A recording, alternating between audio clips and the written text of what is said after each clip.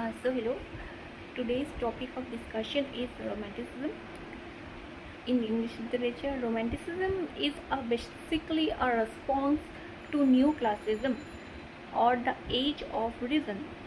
So, what is Neoclassicism? Neoclassicism is basically also a genre about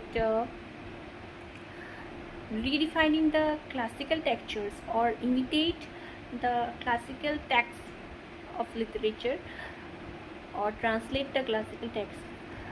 This is held by some crucial writers like Alexander Pope, John Dryden, etc. So Neoclassicism is basically about the dominant era of reason.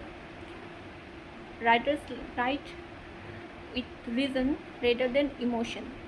But Romanticism lasted between 1789 to 1832 in England, and it's basically a response to the Neoclassicism.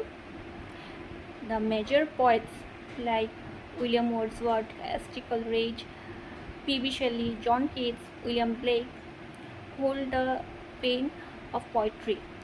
The basic dominant feature of Romanticism in English literature is basically poetry. Okay, there are hardly found any novels, book, drama in Romanticism era.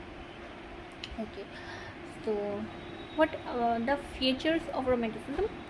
Basically, the features like high imaginations.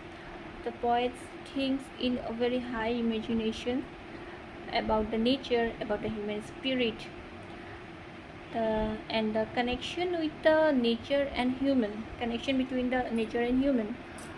Okay, so yeah, and then the element of supernatural element uses as a symbol or an emblem to write poetry, and it defines some deep meanings. We can delve into a very deep with this if we read the supernatural elements used by the romantic poets.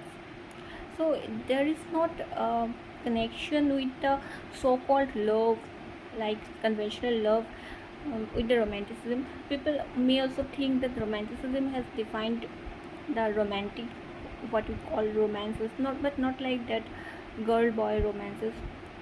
That's all romanticism, but it's basically an era of emotions.